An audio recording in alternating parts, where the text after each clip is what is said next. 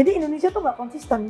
Ganti pemerintah, ganti menteri, ganti peraturan. Jadi kita harus make sure peraturan tuh nggak berubah forever kalau perlu gitu kan. Jadi ada kepastian hukum. Indonesia tuh nggak ada. Buat asing, mereka kan sedunia juga lihat demo banyak lah. Turki di demo berapa kali. Bangladesh lebih horor dari kita sekarang. Ya kan, maksudku asal tetap ujungnya aman. Hari ini gue visit ke ke kos-kosan teman gue punya, namanya si Coai. Jadi terakhir Coai yang ke rumah gue, sekarang gue yang ke tempat dia, kita bakal lihat kos-kosan bareng. Yuk, kita lihat. Dari welcome ke sini, Iya. udah diundang. Yuk. Oke. Thank you, Ci, udah diundang nih. Ada apa aja di sini, Ci? Oke, lantai 1 restoran. Ini Restoran restoran apa? yang namanya Hanam ngetop di Queen of Tears gitu kan. Lantai 2 ada art gallery, namanya Ruci. Lantai 3 ada Anytime Fitness Oh, Gym. ini time fitness. Iya. Terus lantai 4 tuh my husband office. Lantai 5 katanya rooftop bar, tapi belum jadi. Oke. Terus yang ini kita punya kos-kosan. Ini H soal nama laki gua kan Hong. Oh. Jadi dia pakai nama dia H. Oke. Yang punya Hong mesti pecet-pecet pintu. Soalnya nggak punya kunci gua. Oke. Kita turun dulu ya, Ci, di Iya. kos-kosannya. Ya, bentar. Ini my people. Oke. Coba kamar mana yang kosong yang bisa dilihat?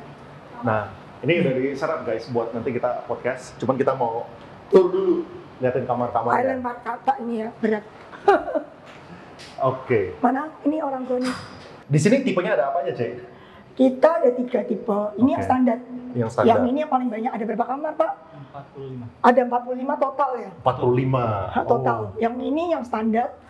Ini 6,5 juta lah ya sebulan. sebulan. Oh, total 40 kamar, berarti berapa tuh? Nggak ada yang ujung-ujung gede. Oh, lebih Itu gede bisa lagi. kayak 8 juta kali. Wih, mantap. Jauh lebih gede, ada kitchennya. Yang ini kan standar. Ini nggak ada Iya, kitchen. iya, berarti Ada satu yang kecepet gitu, yang dekat tangga. Itu lebih murah ya. Berapa itu ya? Di 5,7. Lo Oh. 5,7 yang itu. 5, ya 6 lah, kira-kira 200-an juta sebulan lah ini sih merem. Mantap. Kalau Asik penuh, banget ini sih. masih belum penuh semua. Oh, gue. sebelum penuh guys, kalau misalnya ada yang mau, ini lokasi di Senopati. Iya, masih ada kosong kok. Iya, Kalau iya. penuh ya. Tapi happy. udah berapa lama emang ini? Desember jadi kemarin. Oh, baru jadi 8 bulan. Desember ya. Oke. Terus kita berapa kamar ya Pak? Ini yang isinya? Sekarang berapa yang kesewa enggak?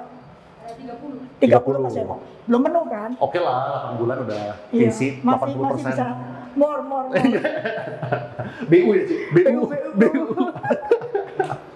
Ci, gue sempat nanya di IG nih, gue mau podcast sama Coy lagi nih, tipe pertanyaan apa? Besok banyak yang bilang, udah baikan belum gitu ya? Udah baikan belum Lumayan. seraknya? Gini, suara gue originally serak. Ya, jadi Cuma yang kemarin itu nggak ada suara. Jadi kalau ini udah normal. Tapi gue nggak mungkin suara gue merdu itu nggak mungkin. Tapi pada kemarin gue tau gak sih, Ci? Ya, Pada kalau bilang, gua baca kok pasti iya nama- makanya pada kemarin gue bilang, wah lu gak tau diri lu, malah undang-undang orang lagi Ya nggak, kalau serak-serak serak gitu. tuh original. Iya, iya. Cuma yang kemarin tuh nggak ada suara. Terus ada lagi Ci yang bilang, kok IG-nya belum di ACC sama Cico? Oh, Ini iya. fansnya So- banyak tuh, Ci. Enggak, IG gue kan private ya. Terus kebanyakan kan cuma makanan, traveling, my family. Jadi jujur aja nggak ada saham di situ. Nggak ada Ngapain saham. dilihat? Di overpost aja ada sahamnya di sini. Oke, kita ngomongin market sih. Gimana prospek market Indo nih tahun 2025? Tahun depan? 25. Gini, kita lihat cycle setiap kali ganti pemerintah. Setiap kali ganti pemerintah, tahun pertama selalu bahagia. Lu boleh cek, kemarin ada head of research ke kantor kita, ngomong, pokoknya kalau ganti pemerintah, tahun pertama tuh, apalagi ganti regime ya, maksudnya ganti presiden gitu kan, itu membuat rakyat bahagia banyak. Jadi pasti banyak kebijaksanaan yang pro rakyat. Contoh nih, kayak PPN 12%, belum tentu ke jalan tahun depan. Mungkin dia bisa cancel. Belum tentu. Jadi dia pasti ada kebijaksanaan yang pro rakyat, supaya orang yang milih dia tuh kayak, wah, he's good. Ke belakangnya nggak tahu ya, tapi kan kita ngomong 2025, cuma next year. Pasti banyak kebijaksanaan yang pro rakyat. Jadi ekonomi as a whole pasti oke. Mendingan lah, karena kan lu banyak pro rakyat kebijaksanaan. Oh, bukan kebalik ya, Ci? Bukannya justru waktu mereka mau elected, baru mereka harus baik-baik Enggak, orang? elected. Itu kan cuma dipilih. Tapi tahun pertama, kalau lu nggak dicaci maki kan lu masih panjang nih. Jadi first year, di mana-mana, di Turki, nggak cuma Indonesia, in every country, first year selalu baik. Selalu oke. Ke domestik ya. Kita nggak tahu keluar, tapi ke domestik always oke. kebijaksanaan pasti yang pro gitu. Kayak Jokowi awal-awal infrastruktur, ya nggak? Terus dia banyak kebijaksanaan yang kayak harga diatur gitu lah, pokoknya yang inflasi ditekan gitu. Iya. Awal-awal, belakang-belakang ada teks, awal-awal kagak. Iya. Nah terus kalau misalnya kita lihat IHSG sama LQ45 gitu kan 5-10 tahun terakhir kan relatively flat kan. Nah tadi kalau misalnya kita ngomongin 1 tahun ke depan, first year regime berdasarkan historical itu kemungkinan besar akan baik. Tapi kalau misalnya kita tarik 5 tahun lagi, menurut Ci gimana? Jujur nggak tahu ya, 5 tahun kemudian kayak apa, ekonomi kayak apa, kita nggak tahu. Bohong lah kalau bisa lihat 5 tahun. Kita lihatnya one year aja lah. Tahun depan harusnya mendingan. Saat globalnya juga mendukung. Fed kan pasti September cut. Udah 90% lah semua bednya lihat di Bloomberg. Jadi ke depan itu, tahun depan itu kan lu merasakan efek Fed cut-nya itu kan 2025. Jadi secara makro global bunganya turun, which is good for emerging market kayak kita. Udah gitu domestiknya harusnya lebih ke bantu orang banyak in term of pendapatan, purchasing power. Ya jadi 2025 harusnya not bad. Beyond that, ya gue nggak ngerti kan. Maksudnya so many things happen. Kita lihat dulu kan polisinya gimana, semuanya gimana gitu. Iya. Nah terus kalau misalnya kayak kan belakangan ini lagi ada gejolak dari segi politik lah ya. Ya. Abis itu terutama kayak yang mau dari ketum Golkar, abis itu dari yang kemarin apa yang terjadi di MK DPR. Buat asing itu kita ngomong 2 orang ya. Domestik lebih ketar-ketir pasti karena kita di sini kita lihat demo. Yang asing itu cuma lihat, oh gak ada apa-apa kan, gak ada yang dibakar kan. Oke, kemarin waktu demo asingnya net buy banyak banget, ya kan? Ya, kemarin waktu bukannya turun ya? Enggak, asingnya net buy, domestiknya jualan. Iya, makanya gue bilang, yang jantungan tuh kita, yang udah horor, pulang pagi, ini udah dibakar, pagar DPR rusak. Tuh pagar DPR siap demo juga rusak gitu kan. Udah kayak OPEX ya, operating expense. Jadi yang domestik ketar-ketir, yang asing itu net buy. Buat asing, mereka kan sedunia juga lihat demo banyak lah. Turki di demo berapa kali, Bangladesh lebih horor dari kita sekarang. Ya kan, maksudku asal tetap ujungnya aman, mereka oke. Yang mereka peduli itu pokoknya stability, politik stabil, jangan aneh-aneh. 2, defisit dijaga, jangan sampai currency lu jebol. Buat mereka kan, kalau currency jebol gue rugi. Ya kan, gue masuk harga 16.000, kalau jadi 20.000 kan gue rugi. Tapi kalau jadi 15.000 gue con kan dari currency. Boleh elaborate nggak bagian sana? Apa kaitannya defisit sama currency? Kalau defisit lu gede, kan lu mesti utang. Kalau lu mesti utang kan mesti balik no utang. Iya kan? Kalau utang lu kegedean, currency lu pasti melemah. Ya kan? Lu pasti at one time, kalau utang lu kegedean pasti lu harus devaluasi. Karena lu ekonominya weak aja. Jadi percentage dari dana lu tuh dipakai untuk bayar bunga yang dibuat invest itu nggak ada gitu loh. Maksudnya lebih dikit jadinya. Iya. Terus kalau asing peduli itu di budget karena dia mau make sure currency lu aman. Kalau domestik yang kita mau ini investor nih, the last 5 years itu purchasing power tuh mati, apalagi habis COVID ya. Low end, terutama low end. Sebelum COVID juga udah susah, tapi habis COVID tambah susah. Yang high end nggak masalah karena ini kan pemilik tambang, pemilik plantation itu komoditi kan naik, so dia oke. Yang bawah purchasing power nggak ada, UMR nggak naik banyak. Kalau UMR banyak juga pabriknya tutup gitu kan, juga nggak bisa ya kan. Terus banyak pungutan untuk yang middle class ya, pajak naik PPN 10 ke 11. Terus kita punya banyak pungutan lah, tapera, nanti tapera belum ya, tapi kan udah diomongin nih. Terus jam sostek banyak banget pungutan di tengah gaji lu naik dikit. Jadi kan terus ada inflasi kan. Jadi otomatis purchasing power lu nggak ada. Jadi yang paling penting ke depan itu buat pemerintah baru nih untuk domestik ya adalah gimana caranya naikin purchasing power middle up, nggak usah lurusin lah, middle low gitu kan. Soalnya middle low tuh kalau naik dikit they consume more. Indonesia punya GDP almost 60% tuh dari consumption. So if we want negara kita grow di atas 5%, we need to make sure the consumption genjot pol, ya kan? Of course ada banyak kan FDI gitu-gitu, ekspor import. Tapi FDI ekspor import tuh not your control. Ekspor import harga komoditi bukan kontrolnya Indonesia, ya kan? FDI asing mau masuk apa enggak, suka-suka asingnya dong. Semua orang gelar red carpet, Malaysia semua gelar, Vietnam kan aslinya belum tentu milih lo mau coating dia kayak apa, kalau nggak cocok ya nggak cocok gitu kan. Tapi domestic economy itu within your control sebagai penguasa. Jadi menurutku sekarang penguasa baru harus mikirin gimana rakyat ini punya more money in their pocket. Lu kasih bunga murah beli properti, gak ada gunanya kalau duit untuk bayar aja nggak ada. Ya kan, you have to make sure these people have money in their pocket. Caranya gimana, Ci? Kayak kebijakan apa yang bisa meningkatkan? Satu, CPO. Petani CPO industri itu 50% pengusaha, 50% independent planters, petani beneran. Kalau CPO lu pajakin di atas, di revenue, ini yang kena tuh pengusaha, kabeh kena, termasuk yang 50% ini. Ya loh, lu jangan ambil di atas, jangan di export tax. Lu ambil di PPh aja, di bawah profit. Jadi yang di atas ini bisa petani nggak kena lah. Ya kan, lu kalau ambil di sales kan semua orang mati. Tapi kalau di PPh kan yang kena biasanya big guy. Yang ini kan sebenarnya nggak gitu PPh. Jadi they have more money in the pocket. Tapi kalau ambil di atas, this one also kaput. Dan CPO itu benar-benar petani. Jadi benar-benar bawah. Jadi itu satu industri. Dua itu rokok. Dulu zamannya Pak Harto, rokok gini, kita sama-sama tahu rokok jahat ya. Gue juga nggak ngerokok. Sama-sama health concern and whatever. Tapi zaman dulu itu ada pembatasan. Jadi lu mau bikin rokok mesin lu pencet sekali itu 14 miliar batang keluar per tahun. Dulu ada peraturan, tapi gue lupa rasio. Kalau lu mau punya satu pabrik mesin, lu harus punya hand roll berapa ribu gitu loh. Ada perbandingan 1:5, 1:3. Jadi ini harus sepertiganya mesin apa seperlimanya mesin gitu. Nggak salah, atau 1/10. Tapi ada pengunci itu ya, kayak CPO lah. Lu punya plantation sama plasma gitu kan. Sama di rokok. Jadinya, karena ini kan tenaga kerja yang linting. Dan dia kan tumbuhnya nggak banyak. Satu hari paling 3.000. Udah juara kali, udah melintingnya. Iya kan? Jadi kalau 3.000 setahun berapa sih? Seminggu cuman kerja 5 hari 15.000. Kali 52. 750.000 paling. Setahun. Satu orang. Itu mesin 14 miliar.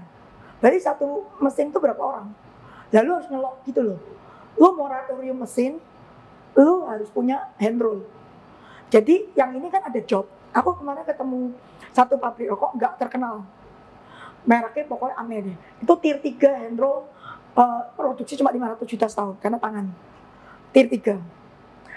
Itu pegawainya sebulan, take home pay-nya 6 juta. Itu di daerah pinggiran Surabaya, Malang, Blusuk lagi. 6 juta sebulan tuh di atas UMR. UMR sana paling 3 juta, kayak nyampe 2 juta lebih. 2 kali lipat UMR tanpa BLT dari government loh. BLT sebulan kan cuma 200.000. Ini take home pay 6 juta. Kata dia sampai parkiran motor penuh. Hand roll. Ya kan? Nah, kalau kebijaksanaan sama-sama membunuh ya, sama-sama jelek buat kesehatan, gua daripada lu naikin ekses rokok, mending lu naikin gula. Karena diabetes itu juga jahat. Semua penyakit sumbernya kan diabetes. Dan jujur makanan Indonesia itu kemanisan. Ya kan? Turunilah kadar gulanya. Dan kita tuh import gula. Kita tuh consumption gula kalau nggak salah hampir 7 juta ton. Produksi kita cuma 2,5 ton. Berarti 5 juta, hampir 5 juta kita import. Ya itu kan defisit kita jebol. Udah defisit jebol, rakyat lu juga masalah gitu kan. Paling nggak yang rokok, rakyat lu kesehatan masalah tapi create job. Jadi sama-sama busuk, mendingan yang create job kan. Ya gitu, we take the lesser evil aja. Iya. Iya nggak? Nah, terus tadi kan Ci sempat mention dari segi FDI kan. Karena namanya perusahaan asing, kalau misalnya mereka mau investasi, mereka pasti bandingin antara Indonesia, Vietnam, atau negara-negara tetangga lainnya gitu kan. Nah, gimana caranya supaya Indonesia ini bisa meningkatkan competitiveness-nya, supaya kita ini bisa lebih dipilih? Peraturan kita bulat, jelimet, nggak karu-karuan. Mau invest aja ada 30 tanda tangan gitu kan, atau 20 tanda tangan. Harus disimplify. 2 pungutan nggak jelas. Pungutan kan dari atas sampai daerah. Banyak biaya siluman yang tadinya dihitungan nggak ada, atau muncul. Kan itu memperkarui rate of return loh. Ya kan? Itu 2 itu aja lah. Kalau yang kayak pajak-pajak kita udah lumayan kompetitif. Kita ada tax break, ada segala jenis. 2 ini loh, biaya siluman sama satu lagi peraturan. Nggak jelas, berubah-berubah suka-suka dia. Kayak nanti sudah invest, ganti lagi gitu kan. Kayak misalnya, lo suruh invest EV baru dapat insentif. Terus maksudnya buka pabrik dulu, baru dapat insentif EV, pajak-pajak itu, bla bla bla bla. Kalau ada orang nggak usah buka pabrik dapat insentif, kan lu bete. Misalnya gitu aja. Jadi Indonesia tuh nggak konsisten. Ganti pemerintah, ganti menteri, ganti peraturan.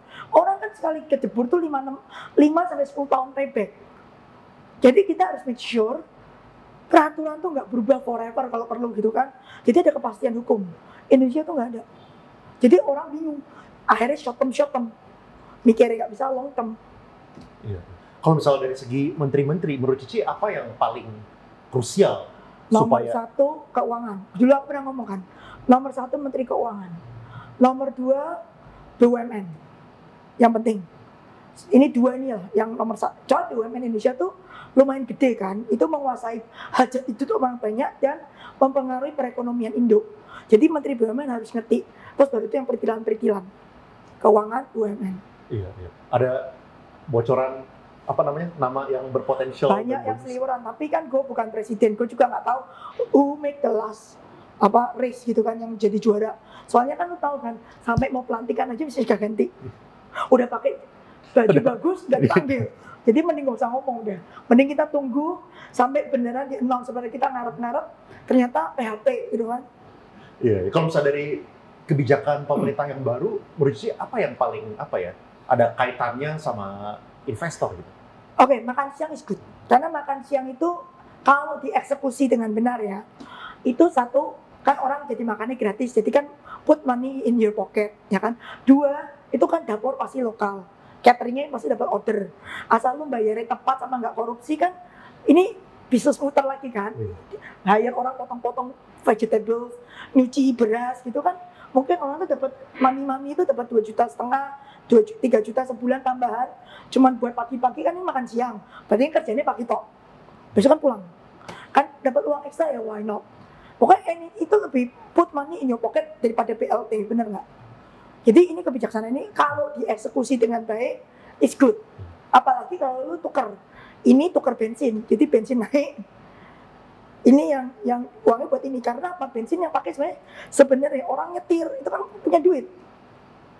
Sebenarnya loh ya, walaupun nanti orang oh ya bensin naik, inflasi lah, apa, ujungnya bahan naik. Tapi if you give job, these people can afford it kan. Iya. Terus kalau misalnya yang itu tadi kan Cici sempat bilang yang PP 12% belum tentu dijalankan. Tapi implikasinya seberapa besar sih kalau misalnya naik 1% kayak gitu? Banyak. Kita nggak kompetitif sama tetangga kan. Everything you do, lu gerak dikit kena 12% ekstra. Singapura cuma 9. You lost 3% already. Ya kan? Tempat lain mungkin 7, 8, 12 tuh banyak loh. Iya. Terus itu ya kalau ke PPN lu ketinggian lah. Lu encourage penyelundupan. Lu nyelundup ada 12% leeway. Ya kan? Harusnya tuh kayak gitu lu kecilin. Jadi nyelundup, orang harus mikir nyelundup tuh gak worth it. Ini persis kayak rokok.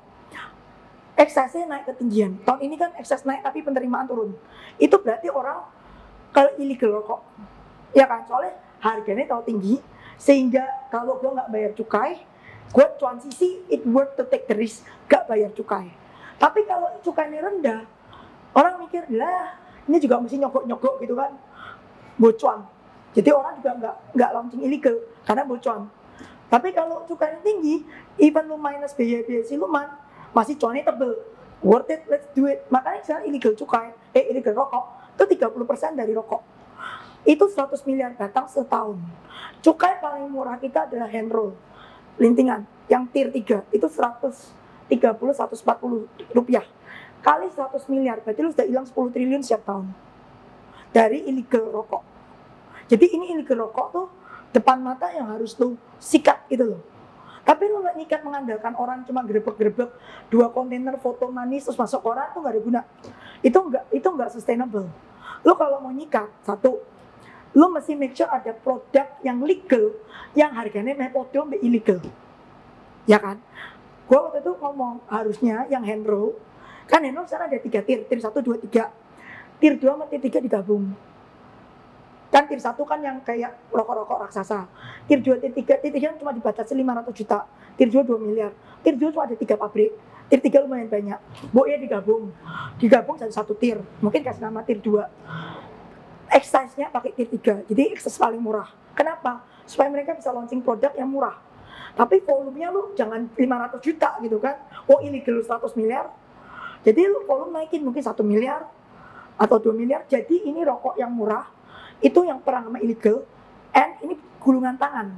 Jadi kalau rokok yang murah ini menang, there is job being created.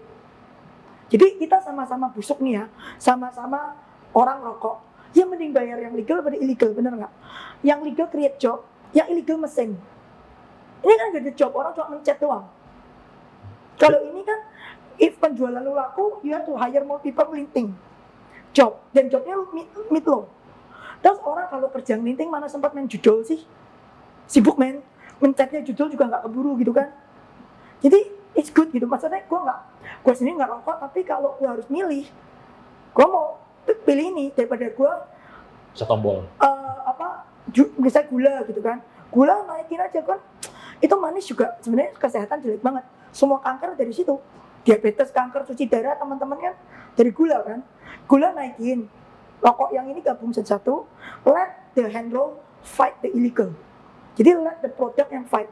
Lu kalau ngejarin polisi-polisi, ngejarin itu percuma, mati 1 tumbuh 1000 kalau nggak ada produk saingan yang bisa bunuh dia.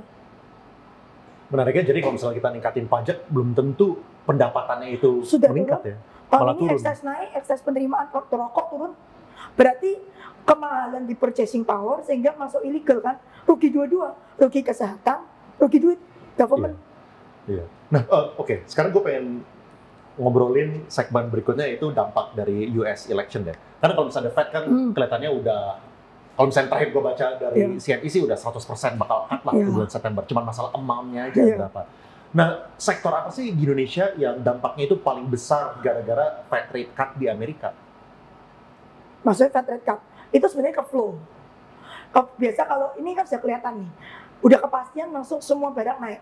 Termasuk kayak bank-bank kita kan naik semua nih. Even BRI pun naik. Ini kan semua foreign asing kan yang masuk kan. Mereka cuma flow-nya ke IM, ke emerging market aja. Bond kita juga ramai kemarin. Terakhir auction biasa 40 triliun dapat 100 triliun bid gitu kan. Kan naik 2 kali lipat. Jadi the flow coming in, rupiah kita menguat. Ini kita ngomong yang terakhir ketemu, that's what we see, ini udah kelihatan. Karena percentage Fed-nya udah lebih pasti kan. Cuma tinggal berapa bulan, tinggal berapa minggu. Jadi ya Indonesia benefit dari currency, sama flow in bond, sama flow in stock market. Itu poin benefitnya kita. Yang lain nggak gitu, soalnya Amerika nggak ada investment di kita. Selain portfolio investment, fisik investment mana? Pabrik Amerika ada? Kagak ada. Ya kan? Yang ada pabrik Cina. Hitungannya beda lagi yang itu. Tapi yang ini, yang dari bule-bule, itu portfolio flow, bukan physical FDI. Oke, gue punya segmen flow nanti tuh, khusus buat segmen flow, soalnya ada banyak pertanyaan.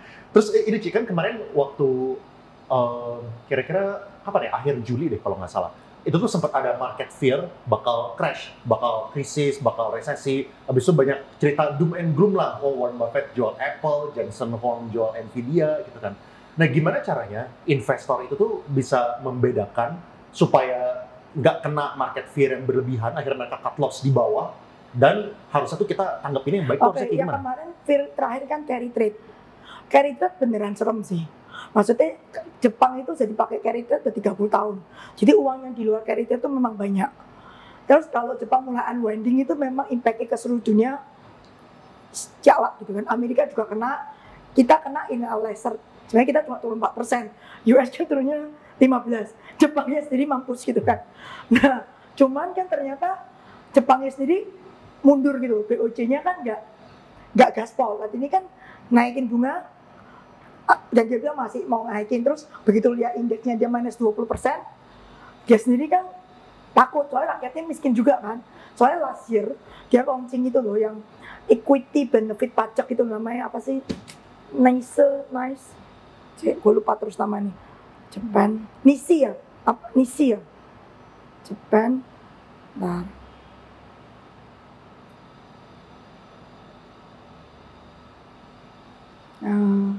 Tax.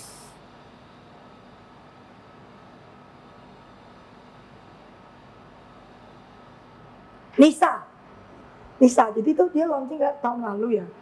Itu encourage rakyat dia invest di equity, di stock market. Habis itu dia naikin bunga minus 20%. Lu kayaknya mau dirajam satu Jepang nggak sih lu? Makanya dia mundur kan, si BOJ bilang kalau market volatility kita nggak bakal naikin bunga lagi. Pokoknya kita wait and see, langsung tenang. Nvidia balik lagi ke 130, 120. Itu kan sempat tiba cepet waktu itu. Iya, maksudnya gara-gara dia Japanese naik, malah 25 tapi terus stop gitu. Gak yang Ya, jadi recovery-nya itu kita cuma sehari. Iya, kita sehari. Iya. Cuman kalau kayak gitu apa ya? Dari kita sebagai investor, apakah kita butuh percaya bahwa si regulator-regulator ini bakal mengambil kebijakan yang tepat? Gue tuh merasa seluruh dunia ini kecanduan liquidity. Sejak QE tambah COVID kan semua orang ngeprintnya. Jadi kalau mau narik duit itu nggak bisa jedet gitu. Amerika lumayan jedet. Tapi negara lain kan nggak narik. Yang naikin gila kan cuma dia. Jepangnya no, Eropa naikinnya dikit, gitu kan. Terus Amerika kan mulai mau turun, Jepang baru mulai naik ini kan.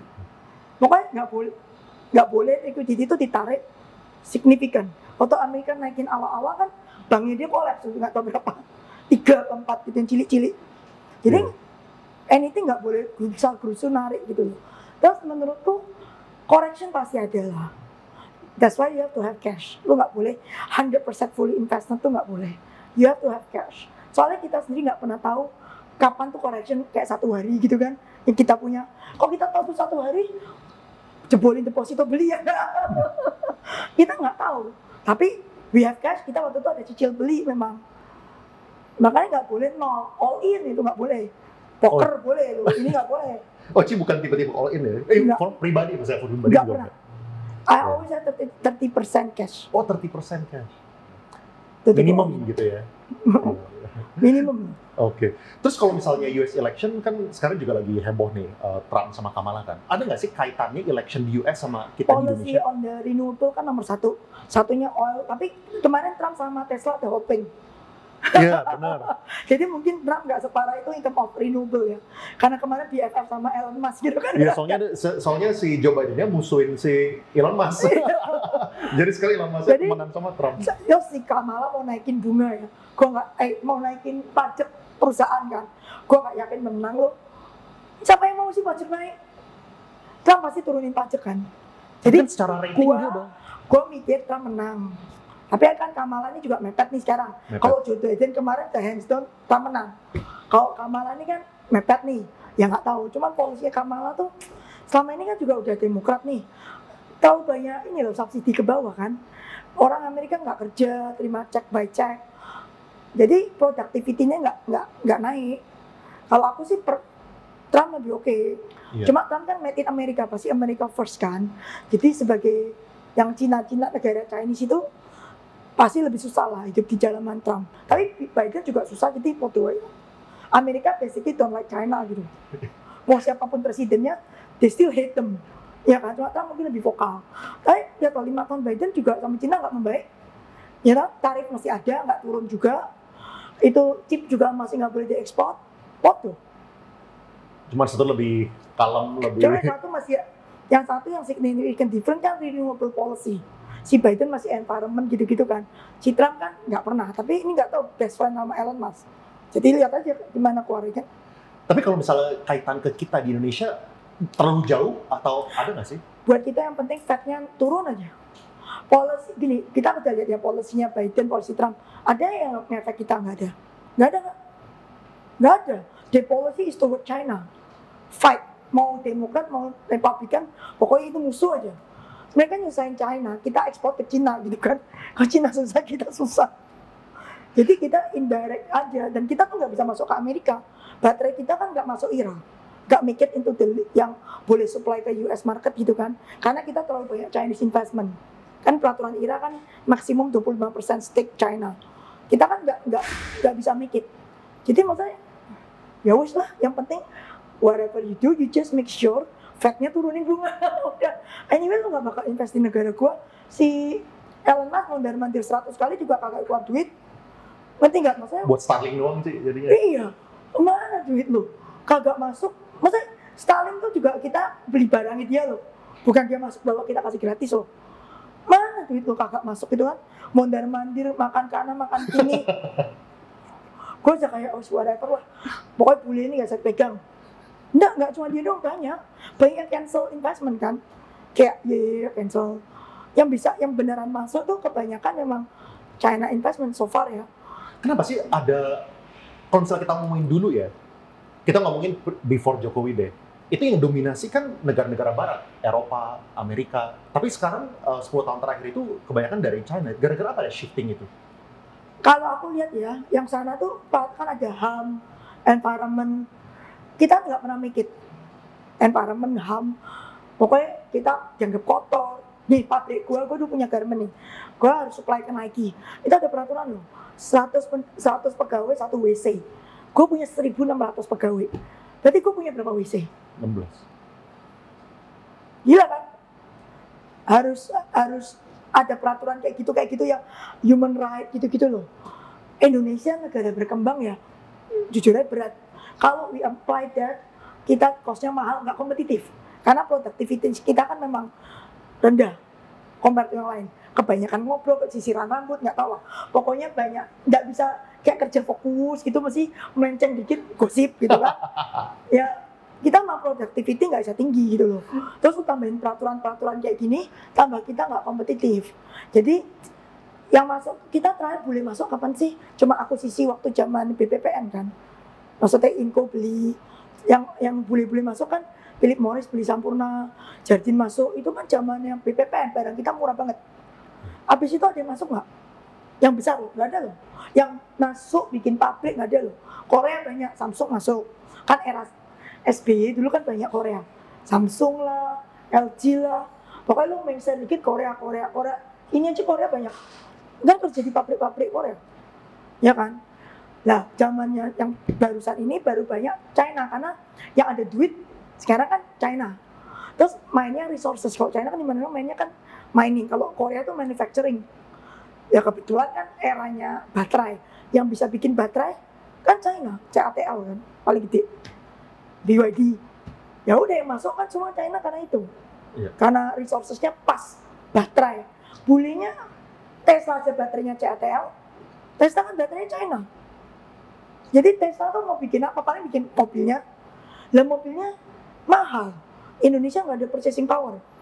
Yang laku mobil-mobil 200 juta, 300 juta. Tesla piro harganya? Even lu pajakin nolin deh, SAM. Iya kan? Nggak dapat kuantitinya. Ya, terus kalau misalnya di Amerika ya, Cie, kan banyak banget tuh perusahaan-perusahaan yang layak untuk diinvest jangka panjang. Ini gue nggak ngomongin cuma Magnificent Seven ya. Sebenarnya Amerika cuma satu dari dulu, tech. Nah, tapi di luar itu pun juga ada yang banyak-banyak, maksudnya mungkin definisi. Geser-geser tapi tech. Maksudnya industrinya tech. Soalnya Amerika memang negara itu inovasi lah. Inovasi macam-macam. Dari yang pertama kali .com, tahun 2000 Amazon. Kan sebenarnya Alibaba kan ngopi kan. Tapi original idea kan US nih. Internet pertama kali di mana sih? Di sana kan. Terus evolve jadi biotech. Evolve lagi jadi EV si Tesla itu. Sekarang evolve lagi jadi AI. Tapi Amerika tuh memang negara inovasi ya. Dia punya riset develop R&D punya budget tuh gede. Dan mereka tuh berani kasih grant. Banyak profesor dikasih grant untuk research kan. Nanti patennya dibeli perusahaan. Jadi kan dapat duit. Jadi ada insentif monetary dan berani keluar duit untuk grant. China mulai. Indonesia kan gak ada. Lo lihat KB Pharma deh, perusahaan obat. Percentage R&D dari revenue compare to perusahaan Amerika. Amerika bisa 20-30%. KB Pharma cuma 2%. 3% dari revenue dibuat R&D. Ya kan, maksudnya gimana dengan budget yang minimalis, lo bisa ngalahin negara yang budgetnya gede, doing research gitu. Research itu kan mahal. 100 kali gagal mungkin sukses satu gitu kan. Jadi mahal. Dan Amerika tuh dari dulu innovation. Cara ngajar anak aja beda kan. Lu sekolah sana, gue sekolah sana. Kita sekolah Indo ngapalin karena selalu tanyain suruh critical thinking. Jadi selalu mikirnya what's next. Kalau kita kan hafal sesuai buku titik dot, ya kan? Kalau nggak persis dicoret nggak sama, kurang. Kalau sana kan jawaban lu boleh nggak sama, yang penting logika. They teach you how to do logic. Sini kan nggak. Ya cara didiknya udah beda sendiri kan. Terus ya memang gitulah, memang berat. Nah, kan kalau misalnya kita ngomongin sebagai investor ya, terutama investor retail, tentu kalau misalnya Magnificent Seven, Tech, apalagi kalau misalnya kita di Nasdaq 100, QQQ itu lagi pada senyum lah, terbang semua the last 1 atau 2 tahun Actually terakhir. nggak 1 tahun 2 tahun, lu tarik itu 15 tahun. Iya benar, Iya, apalagi 16 tahun juga sama, konsisten gitu Ya kan. makanya gue bilang Amerika yang worth to invest tuh tech. Nah, cuman yang pertanyaan gue itu bahkan di luar itu, misalnya kalau misalnya kita lihat kayak Yum, KFC, Starbucks, McDonald, atau enggak Walmart, Costco, yang non-tech pun juga naik secara konsisten. Nah, yang gue mau Enggak tanya, juga. Lu kalau lihat Macy's, Bloomingdale, lu apa yang baru mati lagi, Juicy Culture, BCBG, mati semua. Yang naik kayak Walmart itu karena dia the cheapest cost. Sebenarnya Walmart sama Costco kan udah undi sekarang. Dulu kan kayak Walmart menang, hands down, Costco ada. Ya mereka kan pokoknya main cost kan, ya, barang murah, nggak tahu marketingnya gimana, pokoknya each of them tuh jual at cost. Dan Costco tuh pakai membership, bang. Walmart mesti iseng ngecer gitu kan. Kayak Target kembang kempis, Best Buy juga ngos-ngosan. Maksudnya nggak semua Radio Shack udah bangkrut. Blockbuster juga tutup. Kan itu dulu yang kita pergi-pergi punya, nggak tahu sih. Lu ada Blockbuster apa nggak? Gue ada. zaman gue udah lewat sih. Lu kayaknya udah langsung Netflix, gue nggak ada Netflix. Gue dulu masih sewa Blockbuster. Iya, iya. Nah, ya oke, paham. Maksudnya nggak semua retail itu tentunya bisa konsisten naik. Cuma maksudnya ada saham yang kita tuh bisa pegang jangka panjang gitu, kayak Starbucks atau gitu. Nah, pertanyaan gue, Starbucks juga gini kan. iya. Nggak ada jangka panjang kan relatif. Maksudnya kita ngomong tech ya, tapi tech sendiri geser. Dulu tech-nya apa sih? .com. .com juga mesti hati-hati, banyak yang buzz kan. Dari semua .com yang survive Amazon. Sosial media, Friendster lah, apalah. Yang sukses cuma Facebook. Terus dia beli Instagram, dia beli YouTube. Itu kan dibeli-beli sama dia kan. Jadi konsolidasi juga sebenarnya. Benar. Jadi per segmen tuh ada rajanya lah. Yang kita lihat kebetulan di minum kopi Starbucks rajanya. Chipotle itu kan baru. Itu juga doing well kan. Saingan sama KFC, Taco Bell kan. Wendy's itu goyang-goyang juga. Iya. Yang lain mana ya? Kayak mati. Iya. Nah makanya apa ya, dari segi saham yang investable buat kita di Indonesia gitu. Maksudnya kalau misalnya kita lihat kayak tadi misalnya Yum, KFC, oke lah tentu naiknya nggak stabil terus. Tapi minimal contoh kalau misalnya kita lihat Yum di Amerika, KFC, sama di Indonesia, oke mungkin naiknya bukan sama kayak Tech segala macam, tapi at least mereka naik. Sedangkan Yum atau bukan Yum, KFC di Indonesia, Fast, itu sahamnya turun berapa? 60%, 70%? Dia rugi kan? Rugi. Nah, bedanya apa KFC di Indonesia sama KFC di Amerika? Purchasing power kita kan gue udah bilang turun. For the past 10 years, low end purchasing power itu nggak ada. Kalau high end lo mau makan KFC berapa kali seminggu sih? Yang harus bisa makan KFC seminggu kan yang middle low. Maksudnya kalau lu mau marketnya tambah gede, lu nggak bisa nangkep market kita kan. Di market yang high end itu kan lu saingan sama Korean barbecue, lu saingan sama yang lain-lain gitu loh. Dan actually makan KFC high end itu jarang. Ya of course I love KFC, tapi gue juga takut kolesterol kan, kita sok kesehatan gitu kan, lebih aware. Jadi kita membatasi diri, gorengan kolesterol seminggu sekali gitu kan, mentok. Tapi kalau yang bawah kan KFC lu makan setiap hari happiness gitu kan. Tapi yang bawah gak ada duit. Dari KFC udah turun mungkin jadi pecel gitu kan. Ya, makanya omsetnya turun. Terus ada cost yang gede juga dia. Iya. Sama kemarin kena ini juga kali ya, kena apa namanya? Pokoknya lu mesti paling penting kalau mau this retail doing well, put the money in the pocket of people who buy. Target market lu siapa? KFC kan target market 1 juta umat. Kalau dia 1 juta umat berarti harus tangkap yang middle low. Kalau bisa dapat low end even better gitu kan. Jadi mereka harus jadi makanan 1 juta umat juga. Berarti you have to put money in 1 juta umat itu, bukan yang kaya-kaya doang kan. Iya. Oke, Ci, kita mau masuk ke ini nih, segmen flow versus fundamental. Kalau misalnya dulu kan di sekolah kita diajarinnya itu fundamental. Besok terakhir Ci ngomongin flow, dan gue ketemu beberapa orang yang kebetulan aliran flow juga gitu. Converted, termasuk gue converted. Gue sekarang, kalau misalnya udah lihat flow, gila duitnya mantep banget dibandingin sama fundamental ada, cuman flow-nya lebih penting gitu. Nah, banyak pertanyaan ini, Ci.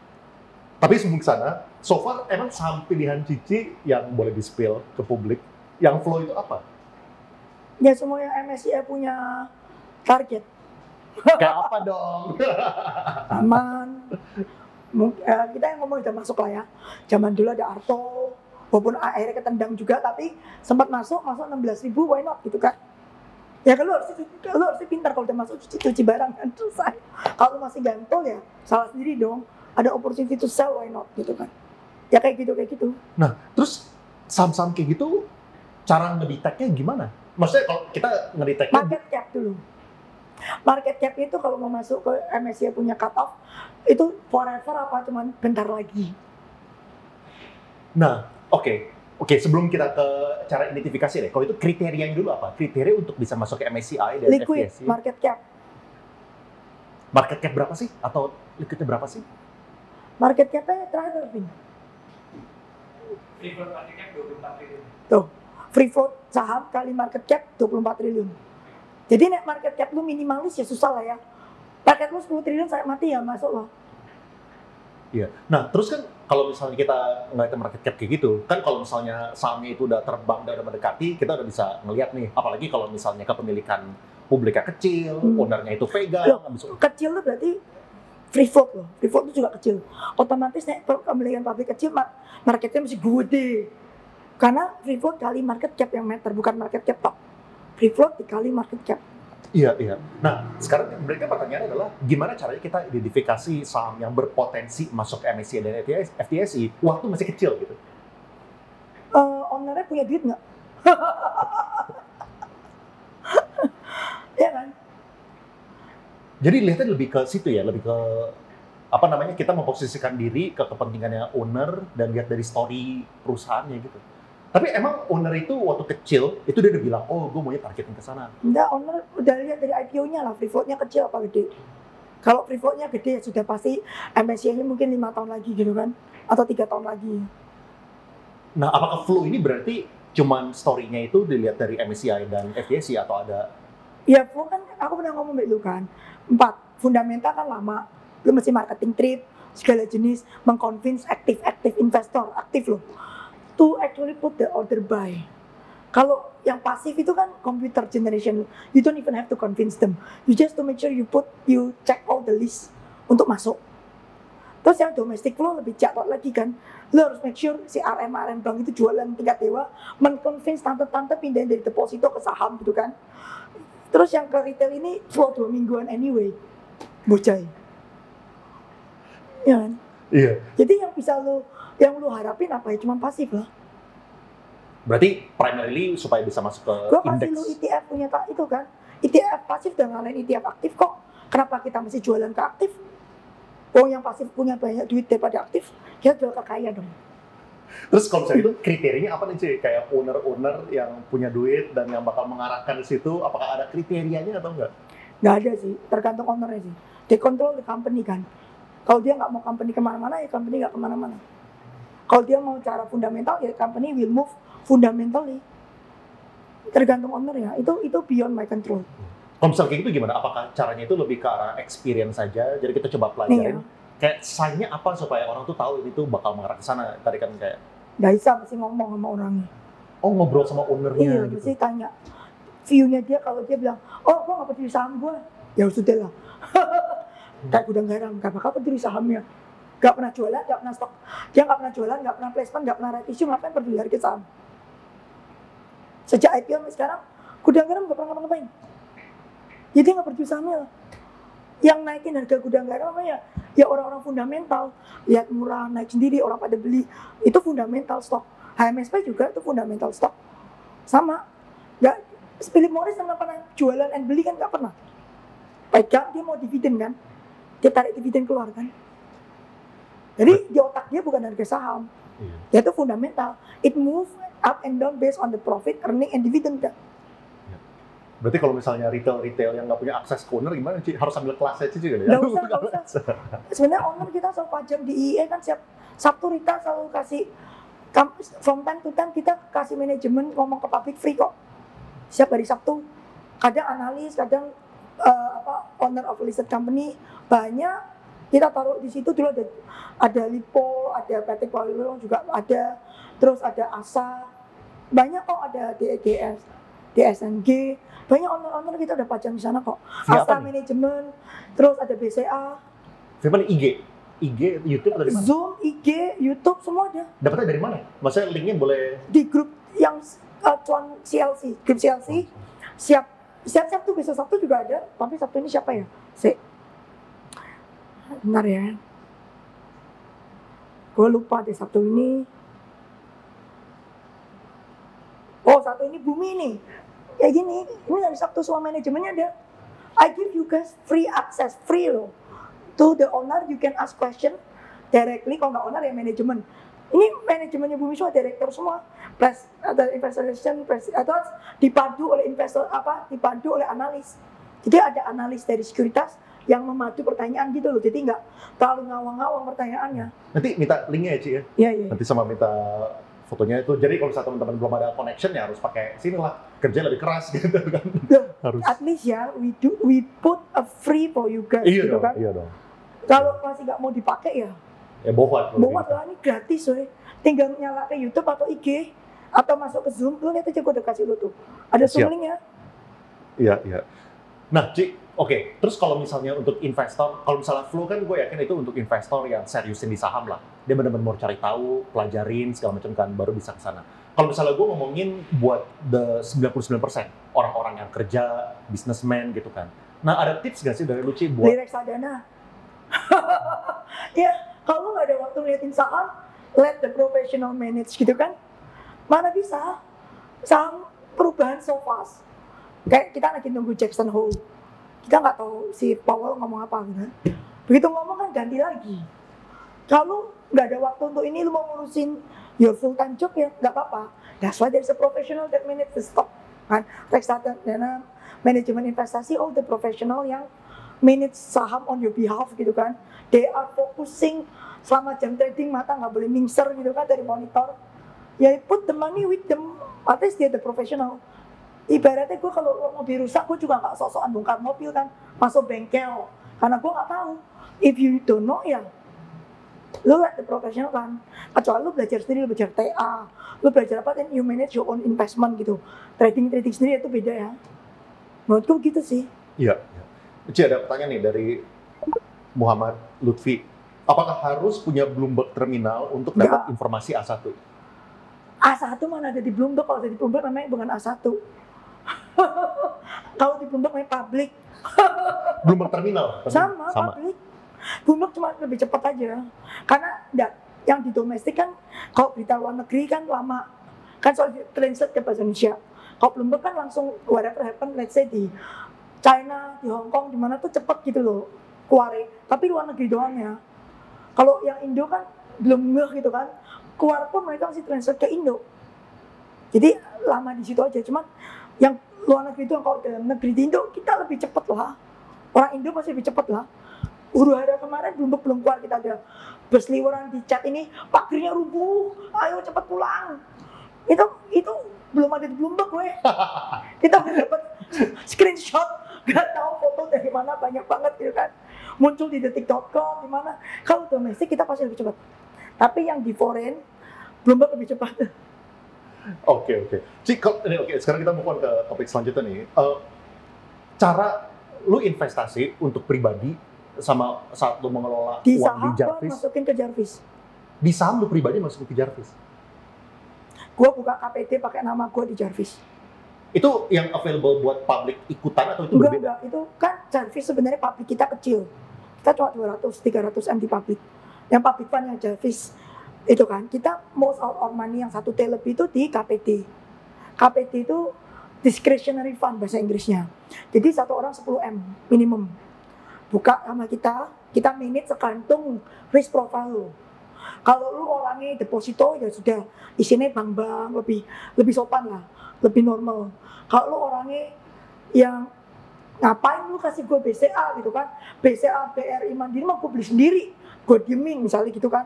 Gue maunya gorengan atau gue maunya high octane, I give you gorengan. Kan kita tailor made kan, discretionary fund tergantung klien punya mandat ke kita apa.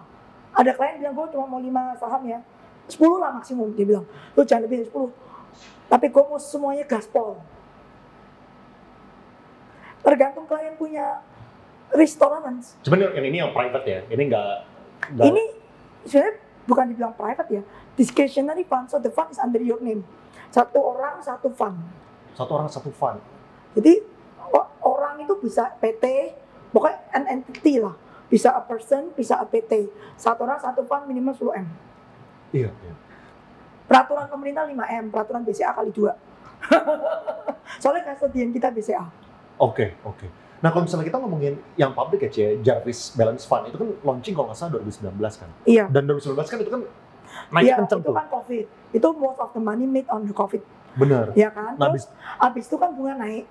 Kalau orang yang buka kita punya fund fact sheet, sejak Fed naikin bunga, fund manager gue tuh orang makro yang di situ.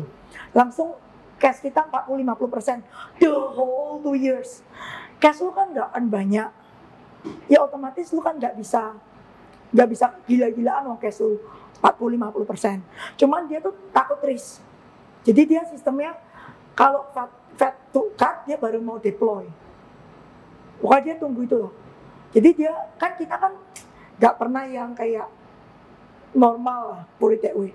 Jadi kita tunggu Fed cut baru kita main yang komoditi gitu-gitu kan. Tapi selama Fed nggak cut, kita pegang cash. Berarti cara memainnya berbeda ya tadi, soalnya ini buat public mungkin yang lebih low risk gitu ya. Ini ya, tapi lebih low risk. Tapi ada peraturan, satu saham maksimum 10%. Ya kan, government law. Kalau diskret kok masuk 20-30% sama satu saham nggak apa-apa. Lebih gila. Jadi performa diskret, kalau market bull pasti lebih gila dari public. Pasti. Iya. Kalau market bear juga lebih gila turunnya, lu jangan salah. It always work both way. Iya. Iya benar. Nah, ada beberapa pertanyaan mengenai Gotoh nih, Ci. Kan gue juga sempat pelajarin laporan keuangannya Gotoh lah ya. Membaik kan? Iya, itu membaiknya gue lihat Lumayan. lumayan. Loss-nya banyak hilang. Ya Tokopedia udah di-push ke sana kan, udah. Iya, di posisi sana dan kelihatannya path towards profitability-nya jelas lah kelihatan gitu kan. Nah cuman yang menarik itu adalah, Sahamnya kenapa nggak kemana-mana? kok iya bisa baca pikiran gue? Ya, soalnya orang belajar biasa kalau bawahnya naik, atasnya mesti naik. Betul. Kalau profitnya membaik, sahamnya mesti membaik. Nah sedangkan ini stuck di 50. 55, 54. Oke lah, Antara 50 sampai 55 lah. Iya benar. Di situ. Karena masih ada yang jualan, kan ini flow. Kan gue udah bilang, bedain harga saham sama profitability. Ada company profitable terus, sahamnya nggak gerak karena ya nggak ada orang beli. Ya kalau nggak ada beli gimana ada harga baru? Kan harga saham tuh nature supply and demand. Si Gotoh, setiap kali naik ada yang haki. Ada yang jualan, gimana mau naik ya nggak sih? Kebanyakan yang jualan itu siapa sih, Ci? Apakah udah kelihatan itu visi dan Visi PI? pasti kan mereka kena 10 tahun itu kan. Yang mesti 10 tahun mesti fundnya mesti unlocking. Owner-owner lama, terus pegawai-pegawai yang lama yang dapat harga 2. Kan mereka pada unlocking juga kan butuh duit semua. Ya kan, jadi ya sementara di sini mereka demand-nya kan dari buyback. Terus dari yang fund-fund yang percaya, yang lihat laporan membaik. Tapi so far yang ini yang seller lebih gede dari buyer so far. Ya sebelum naik sampai ini habis lah. Harus tunggu ini habis. Apakah ada Atau yang ini yang terconvince lebih banyak. Jadi ini lebih gede, lebih kecil.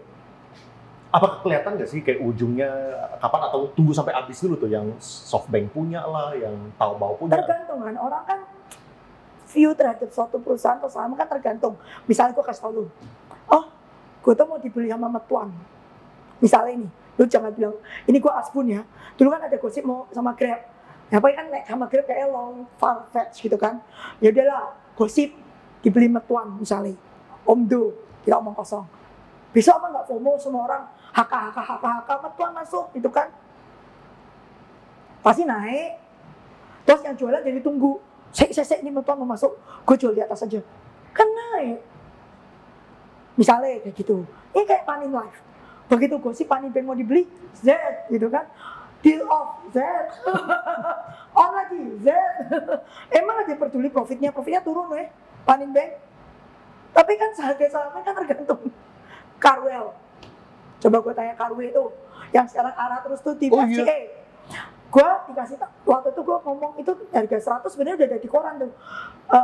500 membeli Carwell, harganya cuma 100 perak something deh. 140 lu Google. Harga segitu dia belinya. Tapi sekarang 3.000 coba. Kenapa Ci itu? Karena ada gosip lagi, semua asetnya 100 katanya mau dimasukin ke Carwell. Kita nggak tahu yang dimasukkan harga berapa. Tapi ada orang sotoy bilang 100 asetnya 2 billion US dollar. Langsung ting 20 triliun gitu kan. Itu barang cuma berapa? Arah. Itu kok bisa nggak kena FCA ya? Masa nggak kena tujuh FCA? manis di FCA sekarang. Bukan maksudnya kok nggak disuspend ya?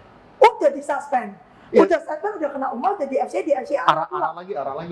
Di FCA dari 1.000 sampai 3.000 ya. Duduk manis di FCA sampai detik ini nggak kuat tapi arah.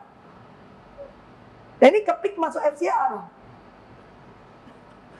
Masuk nggak jadi situ dia? Nggak tahu boleh nanya atau enggak. Kepik ya, gua fun nggak ada, nggak berani. Aneh kan, maksudnya itu based on rumor semua, ya kan? Ini nggak ada barang juga, nggak ada yang jualan juga ya? Kepik ada, Carwell nggak ada. Carway nggak ada. Ya, kalau Kepik ada. Kepik juga sekarang di FCA nongkrong dengan indahnya juga arah. Carway, gua liatin di FCA dari 1.000 ke 3.000. Siap hari diarahin gitu. Makanya harga saham sama barangnya kan beda. Laba, Itu nggak bisa lihat lah itu. itu apalagi aja gua nggak tahu gitu kan. Spiderman apa sih? arah. Apa hubungannya fundamental? Nggak ada. Tapi kenapa perlakuannya beda ya, Cie? Kalau misalnya laba itu, maksudnya satu hari naik, satu hari suspend. Satu hari naik, satu hari suspend. Kalau misalnya Carway itu bisa FCA tapi arah. Ya FCA arah kan nggak apa-apa. Tapi tetap dikerangkin kan. Cuma arahnya 1%. Tapi boleh. Sekarang orang kayaknya nggak takut sama FCA sih. Soalnya FCA lebih gampang arah ternyata. Kan waktu itu kita ngomong, bisa dimanipulasikan. Lo hajar aja arah terus. Oke. Nggak kelihatan big over, taruh arah aja kan. Oke, menarik, Cie. Oke, Cie, ini pembahasan topik terakhir nih. Ini mengenai ada orang yang curious tentang lu punya career path. Boleh cerita nggak sih dulu lu nyemplung ke capital market kayak gimana ceritanya? Dari kuliah kan gue udah mau di saham. Jadi gue kuliah tuh ambil finance plus marketing lah. Marketing bapak gue nyuruh. Finance plus marketing plus di finance tuh gue ambil kelas stock market di Ohio State tuh ada kelas stock market.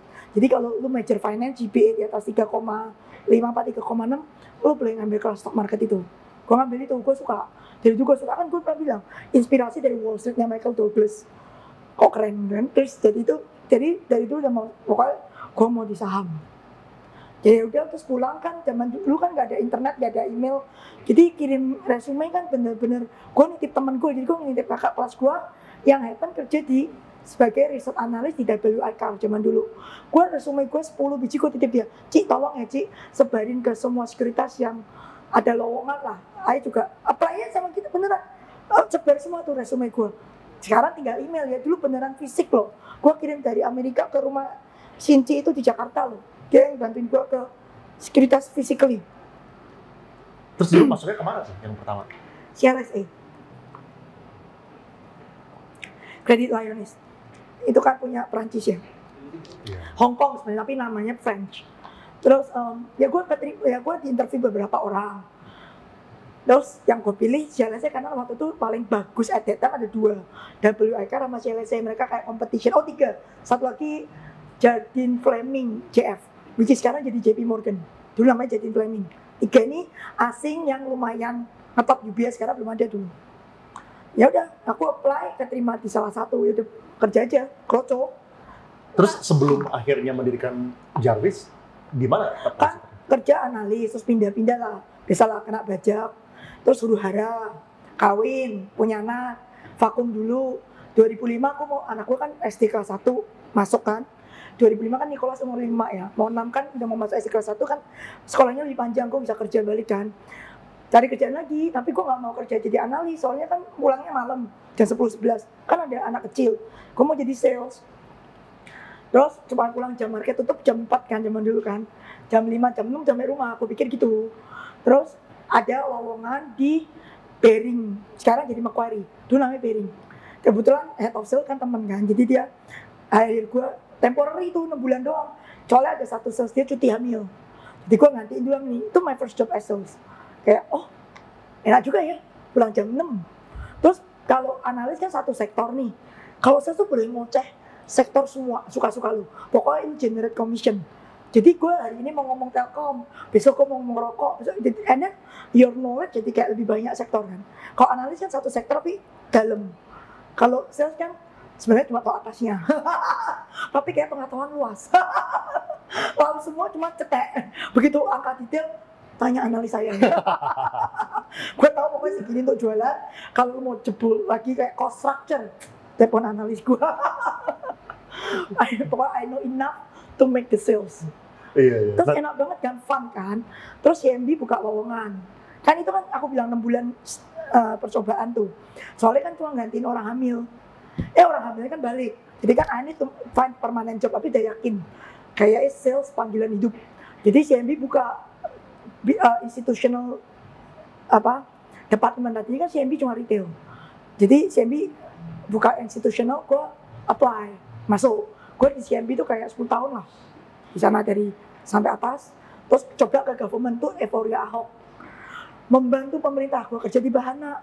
Pusing. Ganti pemerintah, ganti pemimpin, ganti kebijaksanaan. Balik CMB lagi. Nah, tapi waktu di Bahana kita udah kepikiran nih. Kita kayak mau we love stock market. We want to work until mati gitu kan. Satu cara supaya nggak dipecat kan pensiun umur 55. Satu cara nggak dipecat adalah memiliki perusahaan sendiri. Ya udah kita bikin sendiri supaya kita bisa kayak si Charlie Munger gitu 99 mati masih kerja gitu kan. Iya. So we make ourselves. Ya udah. Oke Ci, ini ada Q&A dari Richard Sin. Dulu waktu Timothy Ronald belajar di Jarvis Asset, bayar berapa dan berapa tahun di sana? Gak bayar lah. Gua invest di dia, atau dia banyak pertanyaan. Dia nggak bayar, kita kan invest di tanah uang. Jadi dia sering tanya-tanya, dia belajar. Jadi dia belajar sama Alvin, kebanyakan sama Alvin di nongkrong. Iya. Kripto tuh sebenarnya Alvin yang ngajarin, yang introduce ke dia. Oh. Kayak si Tim. Dulu kan Tim kan saham doang. Jadi kripto tuh pertama kali si Alvin, NFT, kripto gitulah. Gua kan nggak gitu main. Iya. Oke nih Ci, pertanyaan terakhir nih Ci. Kalau misalnya orang mau nyemplung ke capital market, apa advice lo? Apply, harus kerja di dalam. Ya, kerja di dalam kan berarti apply.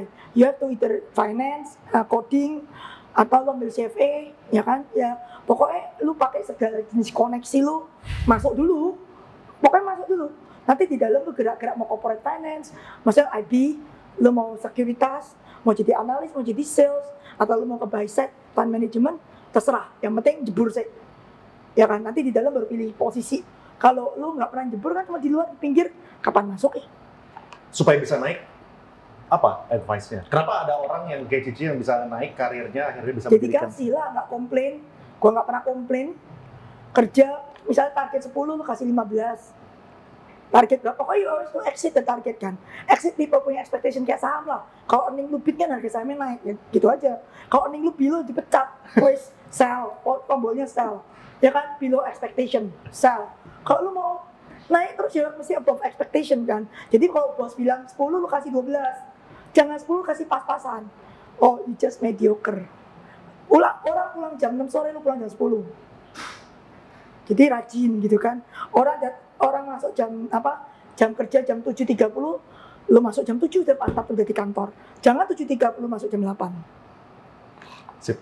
Thank you so much Ci, for the advice. Orang sekarang dimanja gue bilang. Thank you Ci. Yuk, Thank you so thank you much. ya. Thank you.